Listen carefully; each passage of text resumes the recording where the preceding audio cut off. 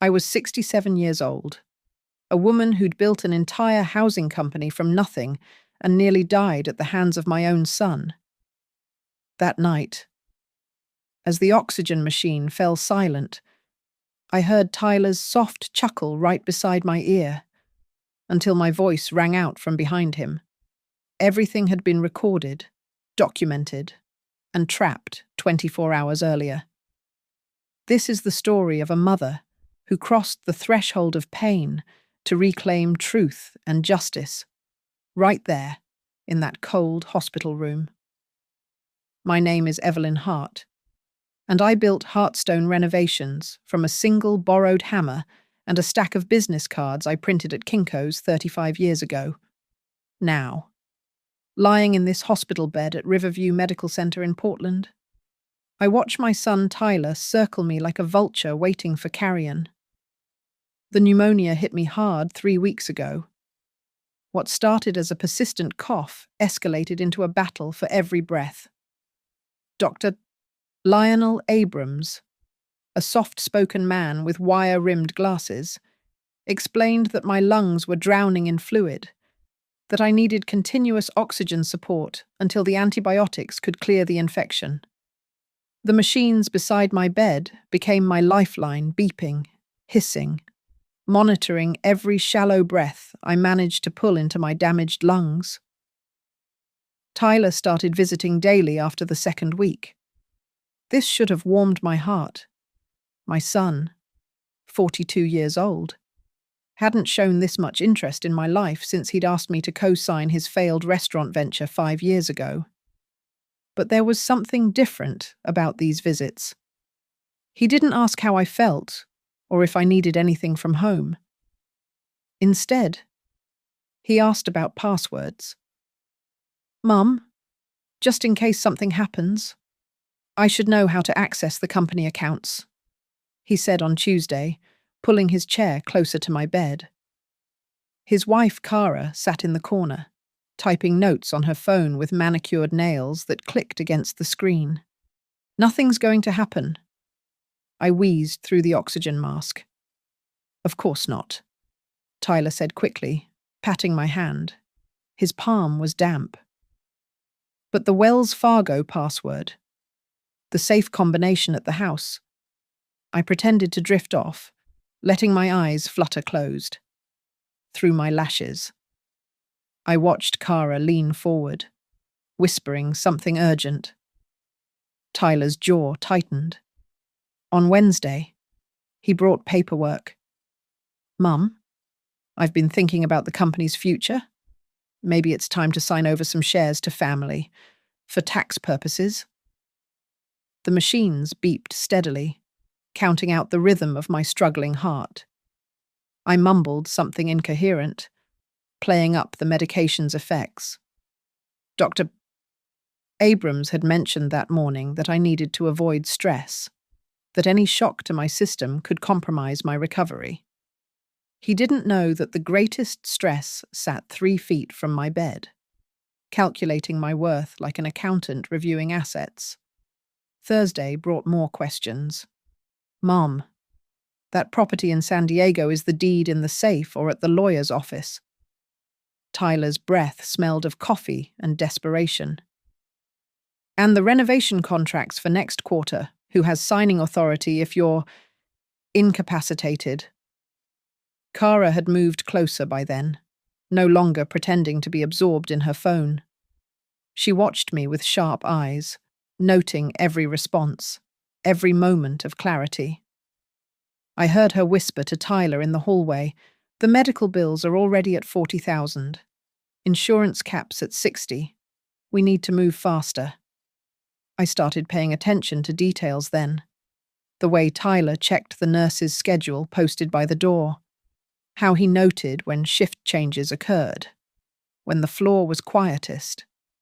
He began asking Dr. Abrams specific questions about my prognosis. About what would happen if my oxygen levels dropped.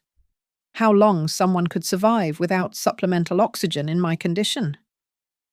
"Every patient is different," Dr. Abrams replied carefully. "But Mrs. Heart is responding well to treatment. We're optimistic. Tyler's face fell slightly before he caught himself. Of course. That's wonderful news. By Friday, I'd pieced together enough. The hushed phone calls he took in the corridor, speaking to someone about liquidation timelines and estate transfer protocols. The way he studied the machines keeping me alive, tracing the oxygen tubes with his eyes from tank to mask. The stack of bills Kara accidentally left visible in her purse past due notices. Final warnings. A foreclosure letter dated 2 weeks ago. My son was drowning in debt, and he saw my life support as the only thing standing between him and salvation. That evening, Nurse Dana Whitaker, the night shift lead with 20 years of experience and eyes that missed nothing, caught Tyler adjusting my oxygen flow. Mr. Hart, please don't touch the equipment. If you have concerns about your mother's care, speak to me or Dr. Abrams. I was just checking. The machines are calibrated specifically for your mother's needs. Even small adjustments can be dangerous. She reset the levels, made a note in her chart, and gave Tyler a long look. Visiting hours end at 9 p. After they left, I lay in the gathering darkness, listening to the mechanical breathing of the machines that kept me alive. The oxygen mask felt heavier than usual, not from physical weight, but from the knowledge of what my son had become. Somewhere between his failed dreams and mounting debts. Tyler had crossed a line I never imagined he would approach. The beeping of the monitors became a countdown clock, marking time until his next visit, his next attempt. I needed to decide remain a victim or become the architect of my own survival. I chose architecture. After all, I'd built an empire from nothing. I could certainly build a trap for a son who'd forgotten that his mother didn't survive poverty, widowhood, and 35 years in the construction business by being anybody's easy mark. The hospital at 314A is a different world. The hallway lights dim to a sickly yellow, casting long shadows that stretch like fingers across the linoleum floor. The constant daytime bustle fades to occasional footsteps and the distant ping of elevators. It was in this quiet hour that Tyler came. I heard him before I saw him, the soft squeak of rubber soles trying not to make noise, the careful turn of the door handle. Through barely opened eyes, I watched my son slip into the room like a thief. He wore dark clothes, a baseball cap pulled low. For a moment, he stood still, listening to the steady beep of my heart monitor, the rhythmic wheeze of the oxygen flowing through the tubes. He moved to the chair beside my bed first, sitting down as if this were just another visit. But his hands gave him away. They trembled as he reached toward the oxygen machine. I forced myself to remain still, to keep my breathing shallow and regular despite the panic clawing at my chest. Tyler's fingers found the flow meter. He turned it down slowly, watching my face for any reaction. The air thinned immediately. My lungs, already compromised, struggled to pull in enough oxygen. The monitor's numbers began to drop 95%, 93, 90. He stood then, leaning over me. His breath was hot against my ear, and he smelled of whiskey and fear. "Mum, you need to rest now," he whispered, his voice thick with false emotion. "You've worked so hard for so long. It's time to let go. Kara and I, we'll take care of everything. The company, the properties. We'll honor your legacy." His hand moved to the oxygen tube itself, fingers wrapping around the clear plastic. "We owe $190,000. Mum, they're going to take our house, our cars, everything. But Heartstone, your company, it's worth 2.6 million. You'd want us to have it. You'd want us to be okay. He began to loosen the connection, not completely disconnecting it that would trigger alarms, but creating gaps, reducing the seal. The air I desperately needed leaked away into the darkness. You're tired, aren't you? So tired. Just close your eyes and sleep. When you wake up, you'll be with Dad. Wouldn't that be nice to see Dad again? My father had been dead for 15 years. Tyler knew I'd never believed in an afterlife, had never sought comfort in reunion fantasies. But here he was, spinning fairy tales to ease his own conscience while he slowly suffocated me. The SpO2 monitor read 88%. At 85, the alarm would sound. Tyler watched the numbers, adjusting his manipulation to keep just above the threshold. He'd done his research. My chest burned. Each breath felt like dragging air through wet cotton. My body screamed for oxygen, and it took every ounce of will not to gasp, not to tear at the mask, not to open my eyes and confront my would-be killer. Shh, Tyler soothed, though I hadn't made a sound. It won't be long now. Just let go. Mom, let go. Spots danced behind my closed eyelids. My fingers tingled with hypoxia. This was how I would die, not from pneumonia, not from old age, but from my son's greed wrapped in gentle words. Then, light flooded the room. Mr. Hart. Dana Whitaker stood in the doorway, her expression sharp with suspicion. What are you doing here? Tyler jerked back from the bed, his hands flying away from the oxygen equipment. I couldn't sleep. I was worried about Mom. Dana moved swiftly to my bedside, her trained eyes taking in everything, the oxygen tube slightly askew, the flow meter not at its prescribed setting, my SpO2 levels hovering dangerously low. She fixed the tube with practiced efficiency, adjusted the flow, and watched as the numbers climbed back toward normal.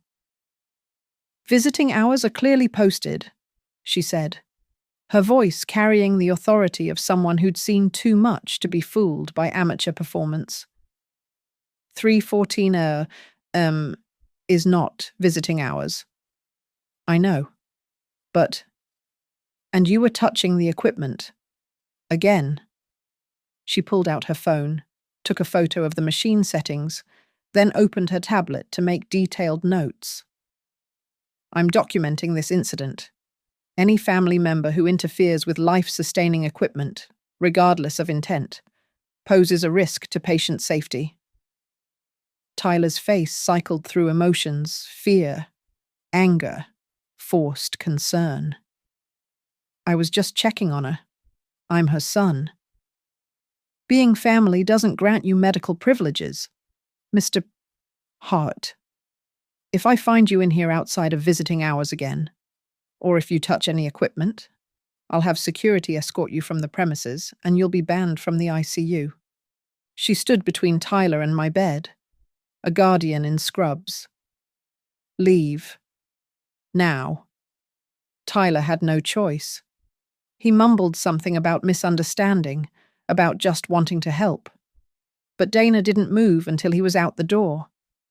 She followed him, and I heard her speaking to someone at the nurse's station, her words low but urgent. When she returned, she adjusted my pillows and checked all my connections once more. She leaned close, and for a moment, I wondered if she knew I was awake. You're safe now, Mrs. Hart, she said softly. I'll be watching. The oxygen flowed freely again, filling my burning lungs with life. But the damage was done not to my body, but to any lingering maternal delusions I might have harbored. Tyler had tried to kill me. He'd whispered sweet words while stealing my breath, had invoked my dead husband while planning to send me to join him. I lay in the dark after Dana left, feeling the weight of attempted murder settle over me like a shroud. The machines beeped steadily, marking time, keeping me alive despite my son's best efforts. By dawn, I knew what I had to do. Tyler would return, his desperation wouldn't allow otherwise. But this time, I would be ready.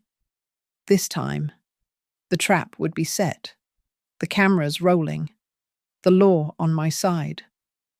My son had taught me something valuable in those dark minutes. Love has limits, and survival requires strategy. By 6:30 I had made my decision. When Dana came in for her final rounds before shift change, I caught her wrist with surprising strength. "I need to speak with Grace Whitfield," I said clearly, dropping any pretense of medication fog. "My attorney?" "And Caleb Rios from hospital security." Dana's eyes widened slightly, but she nodded. "I'll make the calls." Grace arrived within an hour, her silver hair perfectly coiffed despite the early summons, her briefcase clutched like a weapon. She'd been my attorney for 20 years, had seen me through my husband's death, multiple property acquisitions, and 2 lawsuits from disgruntled contractors. She took one look at my face and closed the door behind her. "Tell me everything," she said. I did. Every detail, every word Tyler had whispered, every second of orchestrated suffocation. Grace's expression hardened with each sentence, her pen flying across her legal pad. Dana Whitaker documented the incident. She did. Good. We'll need her statement. Grace pulled out a thick folder. "Evelyn, what I'm about to suggest will be difficult. We need to revoke your current will immediately and create a new one. We need to do this before Tyler makes another attempt. I want him completely disinherited. Done. And Nora. My daughter in Seattle. The one who called twice a week and never asked for money. Everything goes to her. The company, the properties, all of it." Grace began drafting immediately, her laptop keys clicking with machine gun efficiency. "I'm also adding a provision that invalidates any debts or commitments Tyler or Kara may have signed using your assets as collateral without your written authorization. This protects the estate from any fraudulent loans they might attempt." Caleb Rios arrived as Grace was printing documents. He was a former Portland police detective who'd transitioned to hospital security, bringing with him an understanding of both criminal law and evidence collection. "Mrs. Hart," he said, reviewing his tablet. "Dana Whitaker filed an incident report at 3:47 this morning. She described potential tampering with life support equipment. My son is trying to kill me for my money," I said bluntly. "I need your help to stop him legally." Caleb didn't flinch. "What do you need?" "Cameras in this room, with audio. I want everything recorded. Hospital rooms require patient consent for recording. You're giving that consent in writing, if necessary." He studied me carefully. "You're expecting another attempt. I know my son. His desperation won't let him stop.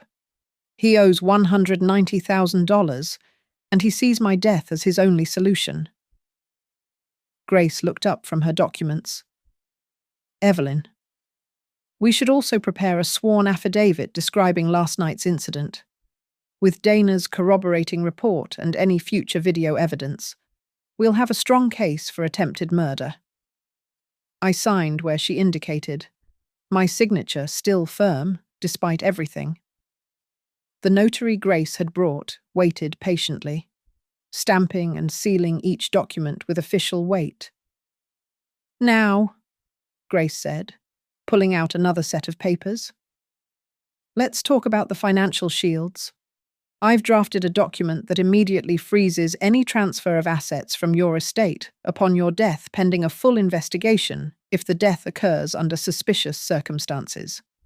This includes a 90-day hold on all property sales, stock transfers, and account access. Tyler won't be able to touch anything, not a penny, and if he's implicated in your death, he forfeits all inheritance rights under Oregon's Slayer statute anyway. Caleb had been typing on his phone. I can have cameras installed within 2 hours. They'll be discreet, one covering the overall room, one focused on the equipment area. Full audio capability. The feed goes directly to our security server with automatic backup. There's one more thing, I said. I need a silent alarm button, something I can trigger without alerting Tyler. Caleb produced a small device from his pocket. Wireless panic button. Press it once for a silent alert to security and nursing. Press twice for immediate response team. It clips to your sheets or gown. By 9 everything was in place. The old will that would have given Tyler 40% of my estate was revoked, replaced by documents that left him nothing. The cameras were installed, looking like standard medical equipment monitors.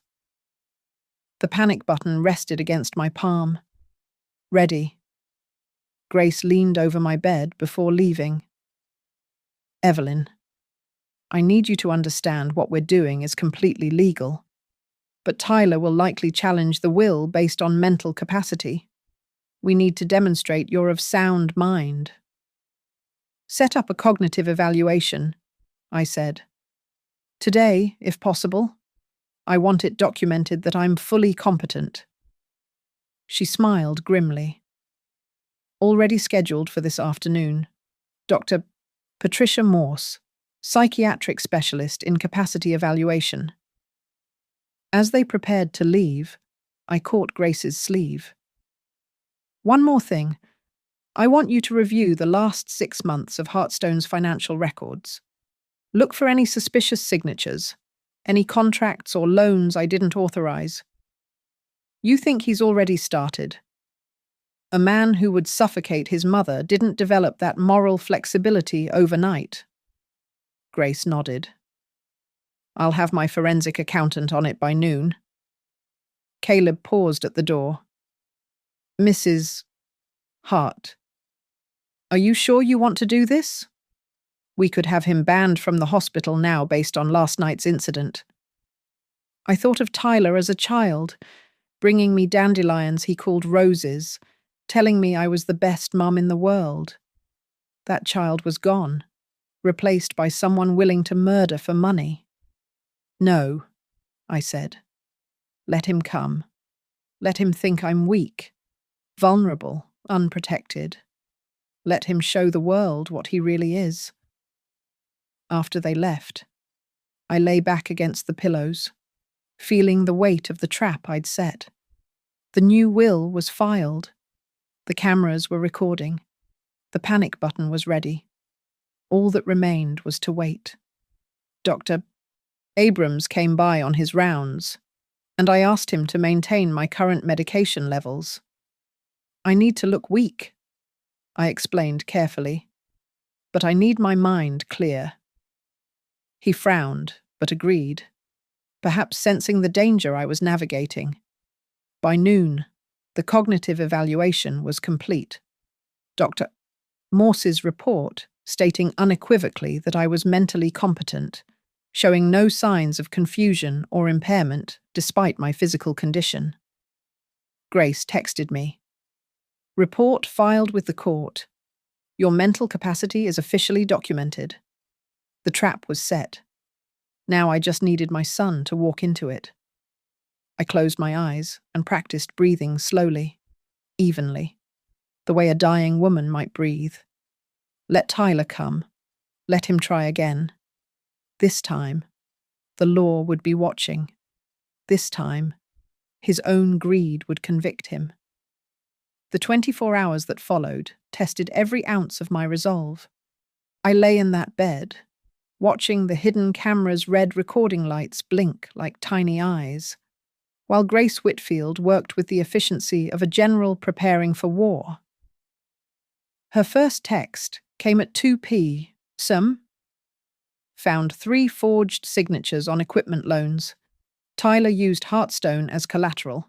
Total $67,000. Then, at 3:45 p.m., property search revealed attempted sale documents for your San Diego condo. Kara listed as your authorized representative. Sale pending for quick cash, 40% below market value. Each discovery was another nail in the coffin of my maternal delusions. But we needed more. We needed Tyler on camera, attempting murder. I called Nora that evening, choosing my words carefully. Honey, I'm still in the hospital. The pneumonia is stubborn. Mum, should I fly down? You sound worried. No, sweetheart, I'm fine. The doctors are taking good care of me. I couldn't risk Tyler discovering our trap through Nora's sudden appearance. Just wanted to hear your voice. Tyler said he's been visiting daily. That must be comforting. If only she knew. Yes, he's been very attentive. After we hung up, I studied the room through the lens of evidence. The camera angles Caleb had chosen were perfect. One captured the entire bed area, including anyone approaching, while the other focused tightly on the oxygen equipment and monitoring machines. Every word, every gesture would be preserved in high definition. Dana Whitaker stopped by during her shift, ostensibly checking my vitals, but actually verifying the panic button's position. Security knows to respond immediately, she said quietly. We're all watching. That night, I barely slept. Every footstep in the hallway made my heartbeat spike. But Tyler didn't come. Perhaps Dana's intervention had spooked him temporarily. Or perhaps he was planning something more elaborate. Grace arrived early the next morning with more ammunition. The forensic accountant found something interesting. Tyler opened a life insurance policy on you 6 months ago. $1 million payout, with himself as sole beneficiary. I never authorized that. Of course not. But he forged your signature, probably using documents from Hearthstone's files. It's fraud. But more importantly, it establishes premeditation. She laid out photographs on my bedside table, Tyler and Kara at a luxury car dealership, at expensive restaurants, at a casino in Las Vegas. These are from Kara's Instagram, all dated within the last 3 months, while they were supposedly drowning in debt. They were spending money they expected to inherit, I said. Exactly. Living on your future death. Dr. Abrams came by with my morning medications. Grace had briefed him on our situation, and he'd agreed to help within ethical bounds. Mrs. Hart, I'm going to note in your chart that you're experiencing increased fatigue. This will explain why you might appear less responsive during visits. The stage was set perfectly. All we needed was our lead actor. Tyler arrived at 1:15 p. carrying a bouquet of yellow roses, my least favorite flowers. But he'd never bothered to remember my preferences. Kara wasn't with him this time. Hi, Mum, he said, his voice dripping with false warmth. How are you feeling today? I let my eyes flutter half-closed, mumbling something incoherent. Through my lashes. I watched him check the hallway, then close the door most of the way, leaving it cracked just enough to avoid suspicion. Mum, we need to talk about the company transition. I brought some papers. He pulled documents from his jacket. Just some power of attorney forms. Standard stuff for when you're recovering. I maintained my act, breathing shallowly through the oxygen mask. Tyler leaned closer, studying my face. Then he reached for the oxygen monitor, checking the settings, noting the alarm thresholds. The nurse last night was a problem, he muttered, perhaps thinking I was too sedated to hear. But day shift is busier, less attention on individual rooms. He stood there for 10 minutes, pretending to read his phone while actually watching the hallway patterns through the door crack, counting how long between nurse visits, timing the gaps. You know, Mom, he said finally, sitting beside me. I've been thinking about Dad a lot lately, how peaceful he looked at the end. No more pain, no more struggle, just rest. His hand moved toward the oxygen tube, fingers hovering. The cameras captured every micro-expression on his face. Calculation, desperation, and something worse, anticipation. The lenders called again today.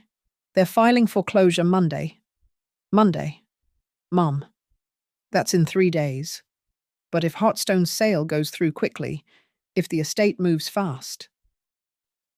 He didn't finish the sentence. A cart rattled past in the hallway. Tyler jerked his hand back, picking up his phone as if he'd been scrolling the entire time. A dietary aide entered with my lunch tray, chatting pleasantly about the weather, while Tyler smiled and nodded, playing the devoted son. After she left, he stood. I'll be back later. Mum, rest well. But I saw him pause at the door, looking back at the oxygen machine with the expression of a man memorizing a chessboard before his next move. Grace texted immediately after he left.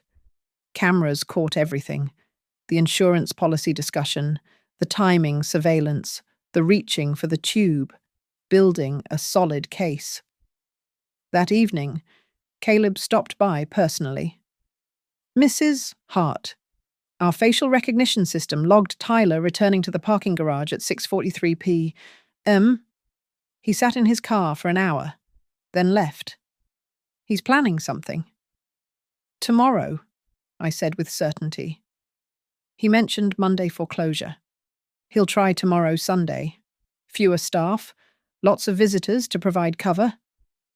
We'll be ready, Caleb assured me. I'm adding an extra security officer to this floor tomorrow. Plain clothes, appearing as a visitor? Dr. Abrams adjusted my appearance before leaving, slightly mussing my hair, having me skip the evening face wash, adding a grey pallor to my complexion with approved theatrical techniques he'd learned from his daughter in theatre. You look appropriately weakened, he said. Tyler will see what he expects to see. As night fell, I held the panic button in my palm like a talisman. Tomorrow, my son would make his final attempt. Tomorrow, the trap would spring shut. Tomorrow, I would choose justice over a mother's blind love. The machines beeped steadily through the darkness, counting down to a confrontation 35 years in the making. I'd built Hearthstone with these hands, brick by brick, contract by contract. I wouldn't let Tyler tear it down for his greed. The cameras watched, the lawyers prepared. The security stood ready. All that remained was for my son to prove what he'd become. Sunday arrived wrapped in Portland's typical grey drizzle. Tyler entered my room at 12:30 p.m. carrying a vase of grocery store carnations and wearing his father's watch, the one he'd claimed was stolen years ago when he needed quick cash. Hi, Mum, he said, setting the flowers on the windowsill where they blocked no one's view, but cast shadows across my bed. You're looking tired today. I kept my eyes closed, breathing shallow and raspy through the oxygen mask. The panic button lay hidden beneath my palm, its small weight reassuring.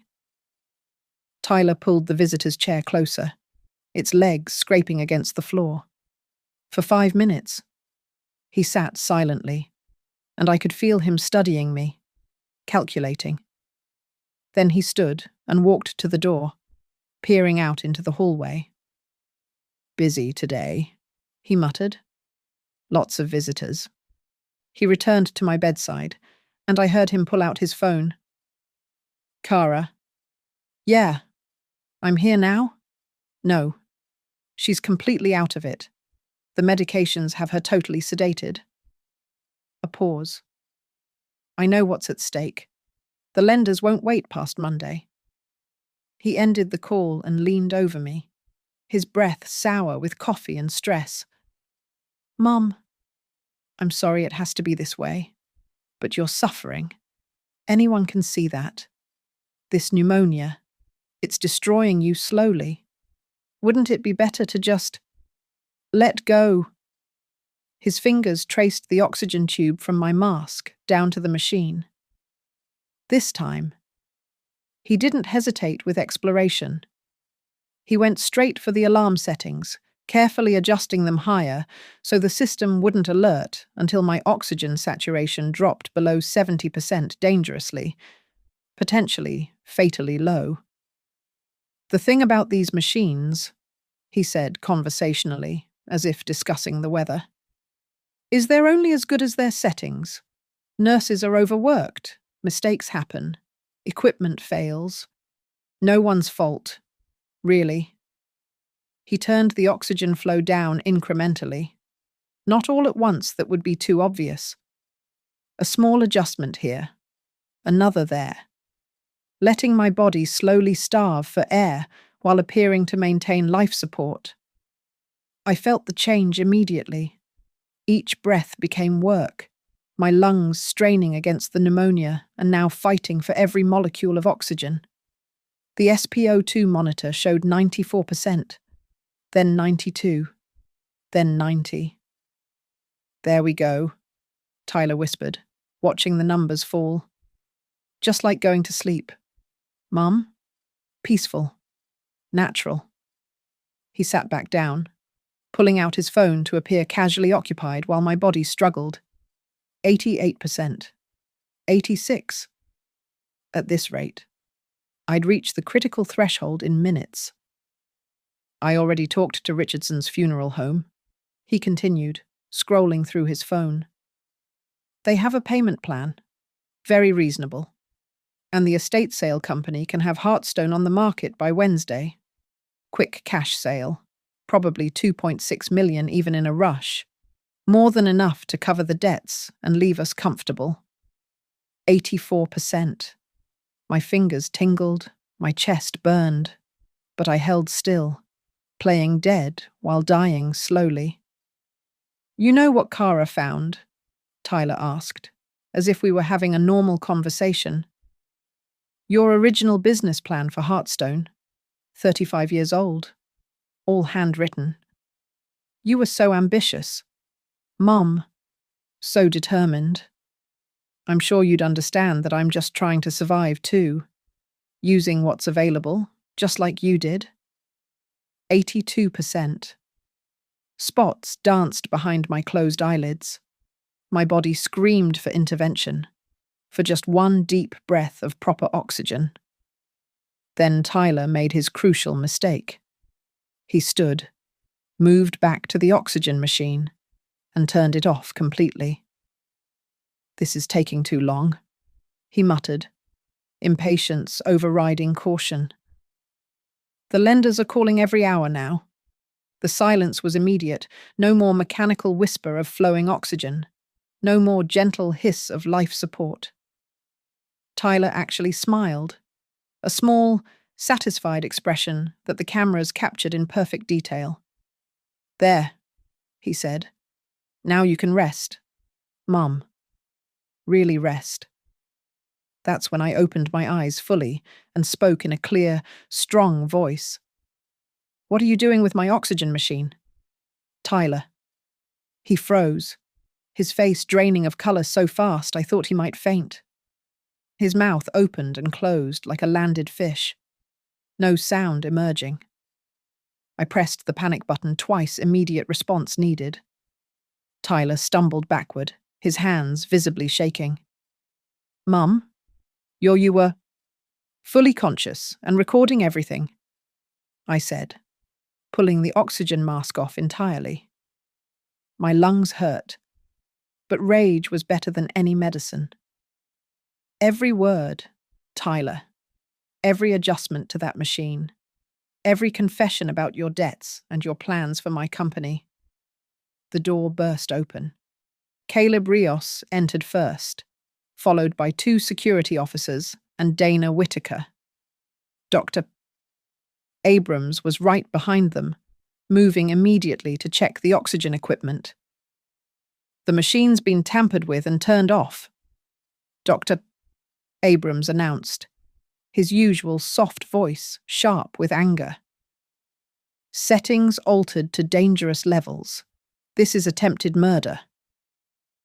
Tyler tried to run, but the plainclothes security officer who'd been posing as a visitor in the hallway blocked his path. "Sir, you need to stay here until the police arrive." "This is insane," Tyler shouted, his careful facade cracking completely. "She's my mother.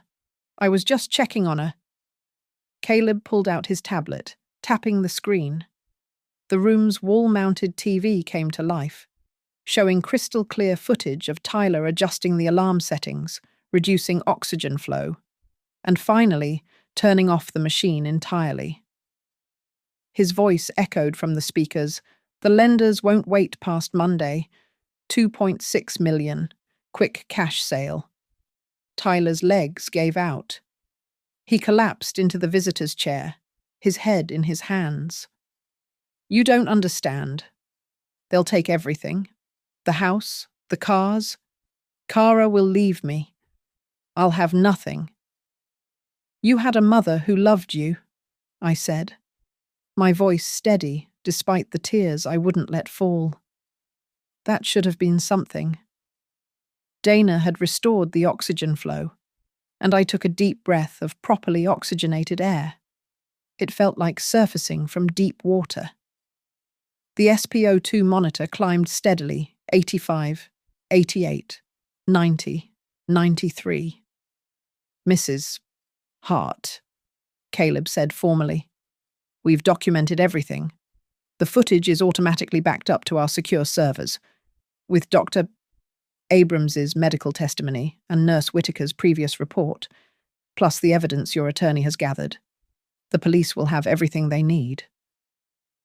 Tyler looked up at me then, and for just a moment, I saw the shadow of the boy he'd been scared, desperate, lost. But that boy had chosen to kill his mother for money. That boy had smiled when the oxygen stopped flowing. "Why?" he asked, as if he were the victim. "Why did you do this to me?" I stared at my son, this stranger wearing familiar features. "I didn't do anything to you, Tyler. You did this to yourself. Every choice, every step toward this moment that was all you." The police arrived then, their presence filling the small room with uniformed authority. As they read Tyler his rights, as they placed handcuffs on his wrists, he kept looking at me with confused betrayal, as if I were the one who'd committed the ultimate sin. The machines beeped steadily, marking the rhythm of my continued survival. The oxygen flowed freely, filling my damaged lungs with life. And my son, my only son, was led away in custody. His final attempt at matricide captured in high definition for the world to see. The hospital room transformed into a courtroom without walls. Tyler sat handcuffed to a chair, while Detective Margaret Santos set up her laptop on the bedside table, the screen facing him. Caleb had provided her with the complete footage, every damning second of it. "Mr. Hart," Detective Santos said, her voice professionally neutral. "Before we go to the station, I want you to see exactly what we have." She played the video from the beginning.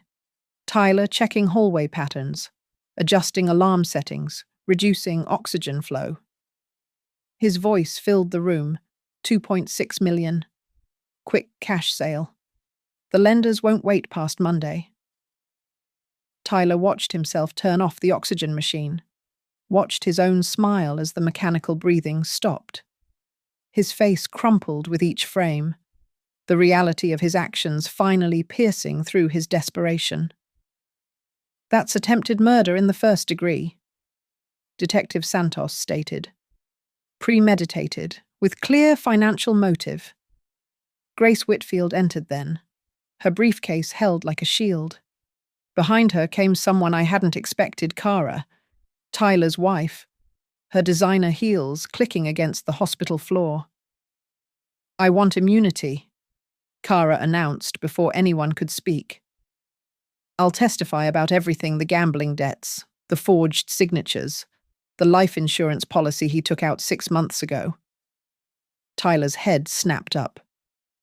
Kara, what are you? Shut up. Tyler. She turned to Detective Santos. I have recordings on my phone. Tyler discussing his plans, researching oxygen deprivation, practicing his grieving son act in the mirror. She pulled out her phone, swiping to a video.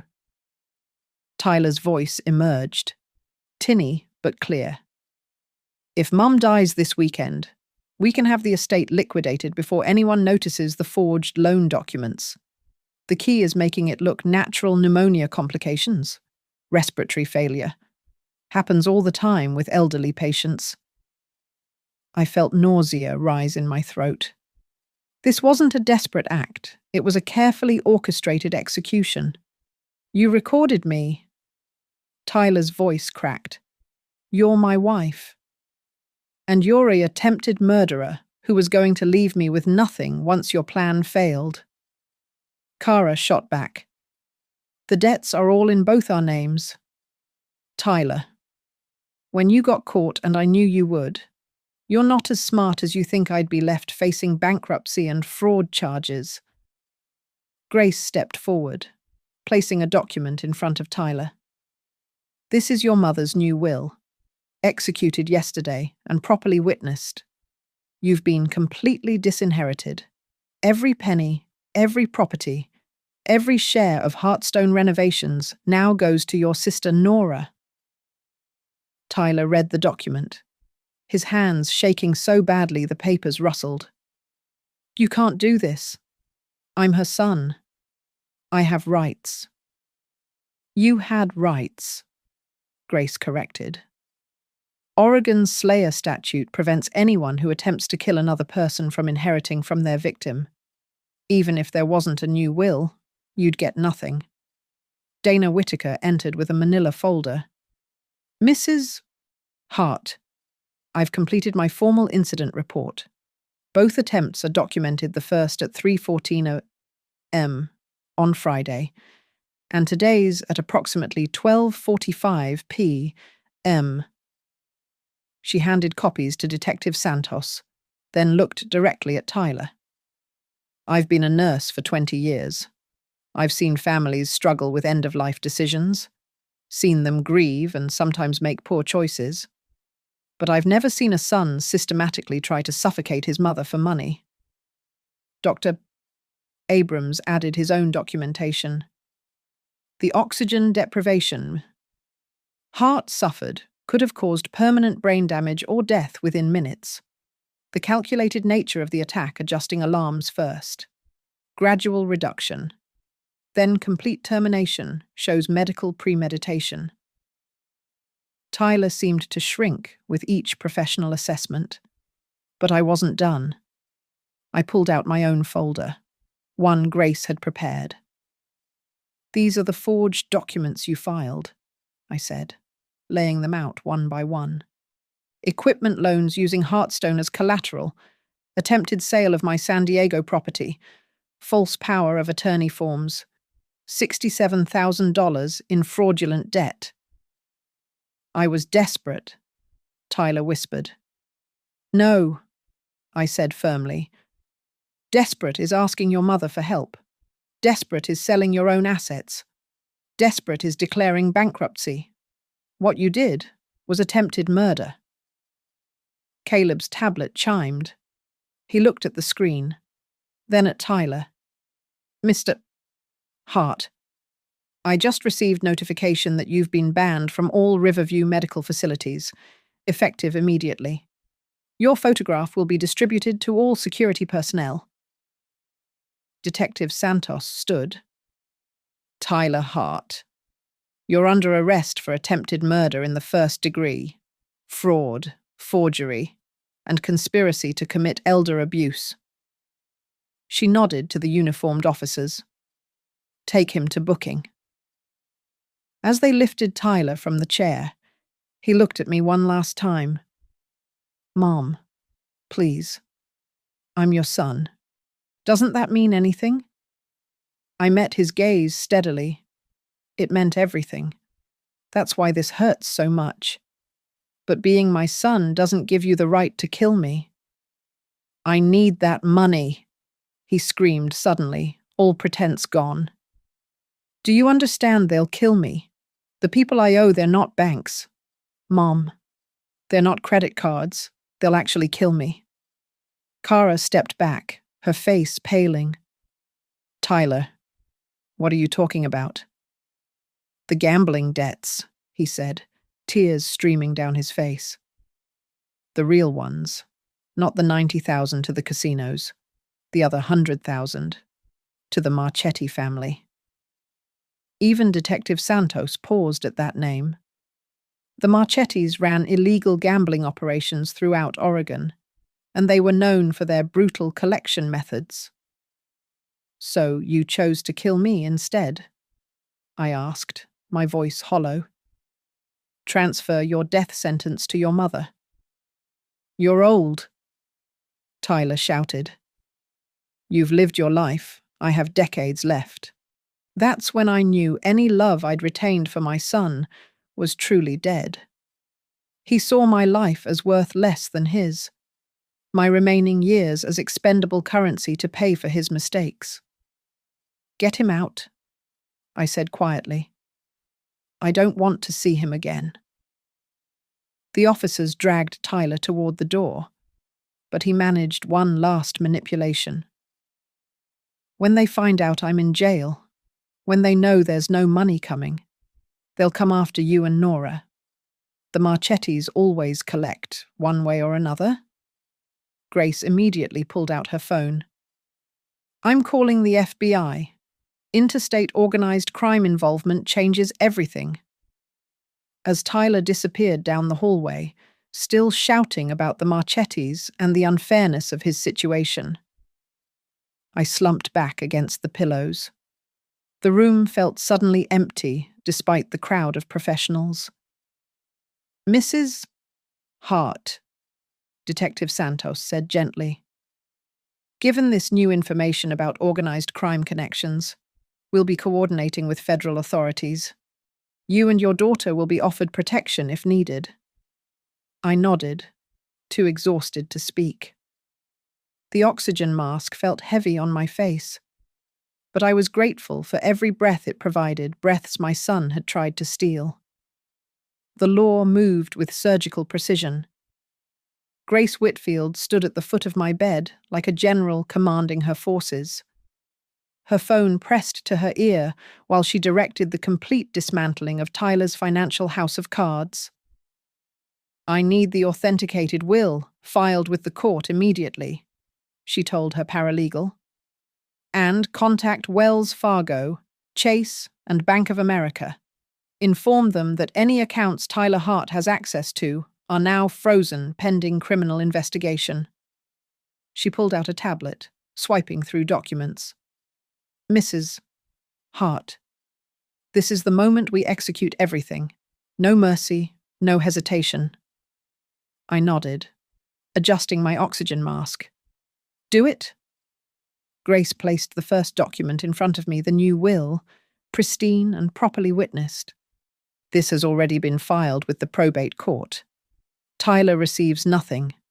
Nora inherits everything Heartstone Renovations valued at $2.6 million, the Portland house worth $800,000, the San Diego condo at $450,000, and all liquid assets totaling $1.3 million. Detective Santos was reviewing Kara's phone, her expression darkening with each recording. Mrs. Hart, your son didn't just plan this recently. These recordings go back 4 months. He researched oxygen deprivation, studied hospital schedules, even practiced manipulating medical equipment on a machine he bought from a medical supply liquidator. Kara stood in the corner, her designer facade cracked. I want full immunity in exchange for my testimony. I have everything: emails, texts, recordings.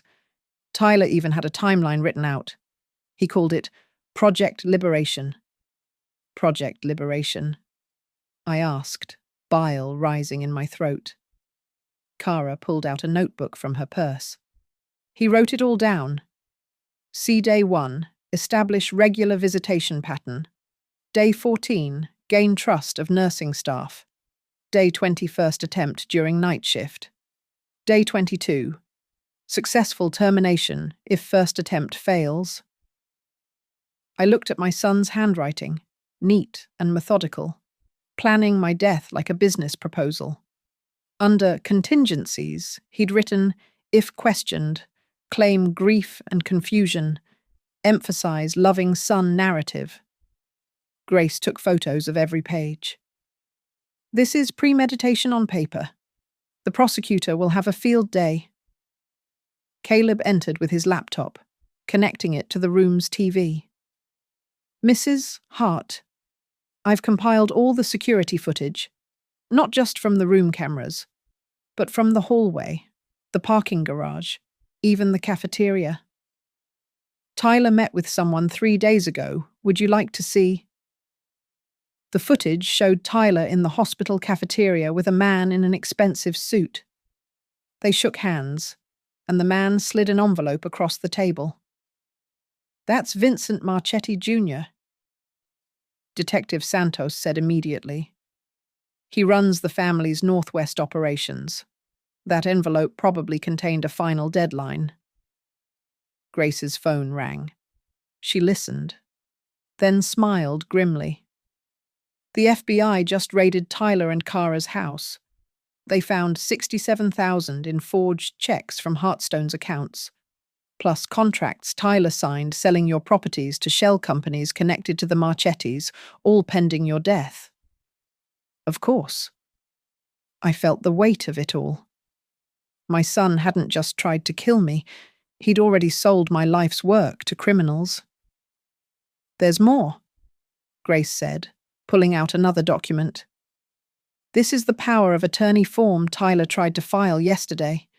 He forged your signature, but made a crucial error. He dated it for today, not realizing the filing clerk would timestamp it yesterday. It's fraud. Plain and simple. Dana Whitaker returned with Dr. Abrams and another woman I didn't recognize. Mrs. Hart, Dr. Abrams said. This is Dr. Patricia Morse. She performed your cognitive evaluation yesterday. She's here to provide legal testimony if needed. Dr. Morse stepped forward. Mrs. Hart scored perfectly on all cognitive assessments. Her mental capacity is completely intact. Any suggestion that she was impaired when making legal decisions is medically unfounded. Grace gathered all the documents into a neat stack. Now for the protection phase. Mrs. Hart. I'm filing an emergency restraining order against Tyler and any associates. I'm also placing liens on all of Tyler's assets, his house, cars, everything to prevent him from liquidating them to pay the Marchettis or make bail. Can you do that? Kara asked, alarmed. Fraudulent conveyance laws, Grace explained. Since he used forged documents to secure loans against Mrs. Hart's properties, any assets he purchased with those funds are subject to recovery. Detective Santos's phone buzzed. She answered, listened, then looked at me. Tyler just confessed. Full confession. He's trying to make a deal testimony against the Marchettis in exchange for a reduced sentence. How reduced? I asked. He's looking at attempted murder, elder abuse, fraud, forgery, conspiracy minimum 25 years, even with a deal. Without one. Possibly life. Grace turned to Kara. Your immunity deal depends on full cooperation. Everything you know, every document, every recording. Kara nodded quickly. I have his laptop in my car. He kept spreadsheets of everything: debts, payment schedules, even a column calculating how long my mother-in-law would need to be without oxygen before brain death occurred. I closed my eyes, unable to process the monstrosity my son had become. When I opened them, Grace was holding one final document. This is a cease and desist order for Tyler's access to any family information, photographs, or history. He cannot profit from this story. No book deals, no movie rights, no interviews. The son of Sam laws will prevent him from making a penny off his attempted matricide. I signed it without hesitation. One more thing, Grace said, her voice softer. Nora's on a flight from Seattle. She'll be here in 2 hours. I've briefed her on everything. The room began to empty as the legal machinery moved forward. Detective Santos left to process Tyler's confession. Kara was escorted to the FBI field office. Dr. Abrams and Dr. Morse went to prepare their medical testimonies. Finally, only Grace remained. It's done. Evelyn, she said. Tyler will never have access to your assets. The forged documents are void. The fraudulent debts can't touch Heartstone or your properties. You're safe. Am I? I asked, thinking of the Marchettis, of Tyler's desperation, of the son I'd lost long before today. Grace squeezed my hand. Legally, financially, physically, yes. Emotionally, that will take time. She gathered her briefcase, leaving me with one last document, a photograph from Tyler's notebook she'd copied. At the bottom of his Project Liberation plan, he'd written, "Remember tears at the funeral. Mention Mom's strength and dedication. Establish memorial fund for pneumonia research tax deductible." He'd planned my funeral, my eulogy, and his profitable grieving, all while I still breathed. The machines beeped steadily around me, marking my continued existence despite my son's best efforts. The oxygen flowed freely through the tubes he'd tried to corrupt into weapons. I was alive. Tyler was finished. Justice had been served with the cold precision of legal documents and video evidence. But as I lay there in the afternoon light, I mourned for the son I'd raised, the one who'd existed before greed consumed him. That boy was gone, replaced by a stranger who'd smiled as he tried to suffocate his mother. The paper victory felt hollow against that loss, even as I knew it was necessary, complete, and irreversible. The police entered my hospital room at 4:17 p.m., like a tide of justice delayed but not denied. 2 uniformed officers flanked Detective Santos, while behind them, FBI Special Agent Rebecca Torres carried a sealed evidence box. "Mrs. Hart," Detective Santos said. "Tyler has been formally charged with attempted murder in the 1st degree, elder abuse, fraud, forgery, and conspiracy. No bail due to flight risk and the Marchetti connection." Agent Torres set the evidence box on the bedside table. "We need you to identify some documents we found at Tyler's residence." She pulled out sheet after sheet my forged signatures on loan applications, property deeds, life insurance policies, each one a nail in Tyler's legal coffin. But the last item stopped my breath, a medical ID bracelet with my name on it, marked DNR Do Not Resuscitate. He bought this online 2 weeks ago, Agent Torres explained. He planned to slip it on your wrist after you lost consciousness. The calculated evil of it stunned even Grace, who'd seen everything in her 40-year career. My son had thought of every detail, every contingency, except one: his mother's will to survive. Caleb appeared with his tablet, the security footage queued up. Mrs. Hart. We've isolated the audio from Tyler's final attempt. Would you like it included in the official evidence? On the screen, Tyler's voice rang clear, Me se kong tho nua. Then in English, Mum won't breathe anymore.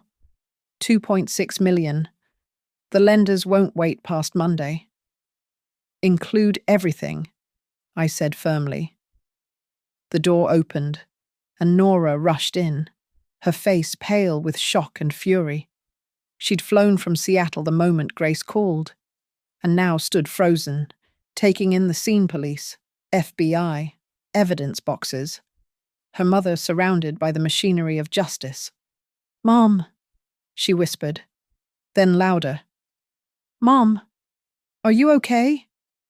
I held out my arms, and she collapsed into them, careful of the IV lines and oxygen tubes. I'm alive, sweetheart. That's all that matters. I'll kill him, Nora said against my shoulder. I'll absolutely kill him. No, I said firmly. The law will handle Tyler. We're done with violence in this family. Grace pulled out the authenticated will, showing Nora her inheritance. Everything goes to you, Heartstone, the properties, all of it. Your mother made sure Tyler can't touch a penny. Dr. Abrams entered with discharge papers. Mrs. Hart, your oxygen levels are stable. The pneumonia is responding well to treatment. You can continue recovery at home with portable oxygen support. As they prepared me for discharge, Tyler was brought back to the hospital in chains. The Marchettis had apparently sent a message to the county jail: cooperate with the FBI or face their justice. Tyler had chosen cooperation, which meant one final confrontation. He stood in my doorway, flanked by federal marshals, his orange jumpsuit a stark contrast to the designer clothes he'd worn while planning my murder. His face had aged 10 years in 10 hours. 5 minutes, Agent Torres said. He insisted on saying something. Tyler looked at me, then at the cameras still recording, the witnesses still watching. I'm sorry, he said, the words flat and meaningless. I was desperate. The Marchettis said they'd kill Kara if I didn't pay. I thought if you were gone, at least she'd live. Liar, Kara said from behind him. She'd returned from the FBI office. Immunity deal signed. You never mentioned saving me. It was always about saving yourself. She held up her phone, playing one last recording, Tyler's voice, dated 3 months ago. Once Mom's gone and I have the money, I'm divorcing Kara and moving to Costa Rica. She's served her purpose. Tyler's face crumbled. Every lie, every manipulation, every betrayal had been documented, recorded, proven. Take him, I said quietly. But Tyler had one more card to play. The Marchettis know about Nora now. They know she's inheriting everything. They'll come after her for my debts. Agent Torres smiled coldly. The Marchetti operation was raided 2 hours ago. Vincent Jr. and 6 associates are in federal custody. Your testimony isn't even needed anymore. Kara's recordings gave us everything. Tyler's last hope died in his eyes. The marshals turned him toward the door, but I had final words. Tyler, I called out. He stopped, but didn't turn. I loved you more than my own life. I would have given you everything if you'd just asked. But you chose to take instead. And you chose to kill for it. That's not desperation, that's evil. And evil has consequences. The handcuffs clicked as he was led away, that metallic sound overlapping with the steady beep of the oxygen machine that had saved my life by continuing to function despite his sabotage. Nora squeezed my hand as we watched him disappear down the corridor. What happens now? Now we rebuild, I said.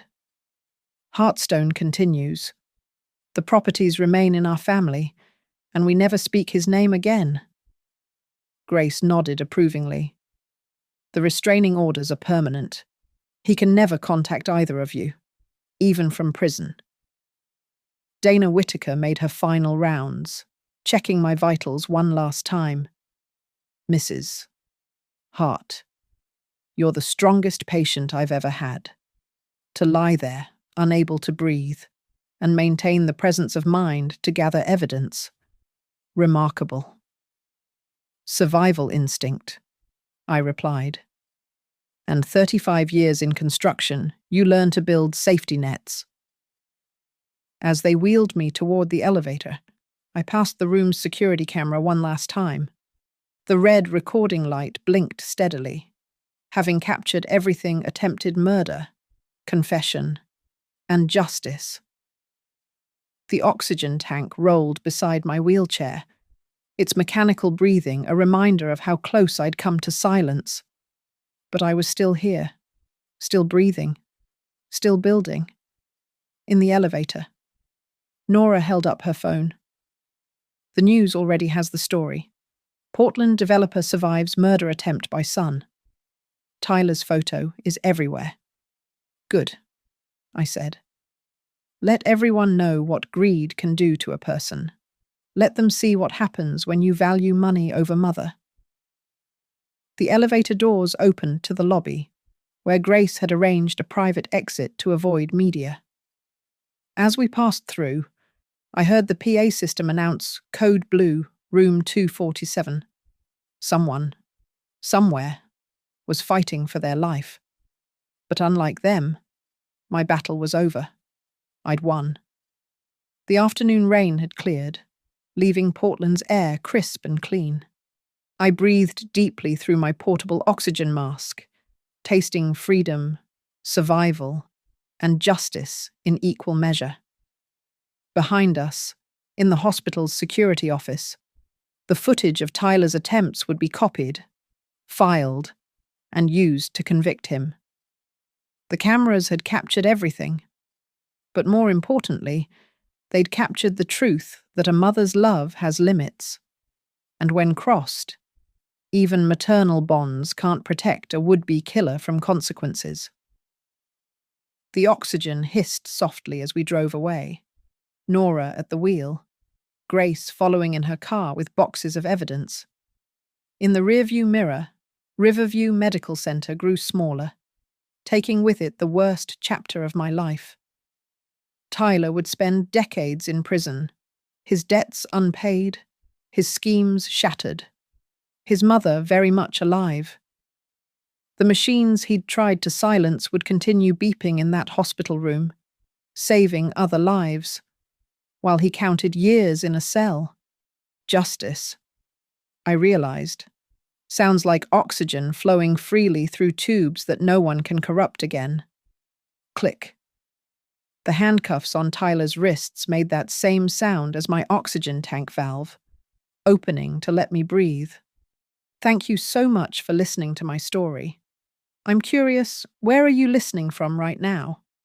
Please share in the comments below so we can connect. Don't forget to subscribe to the channel and let me know your thoughts on this story. Your feedback means everything to me.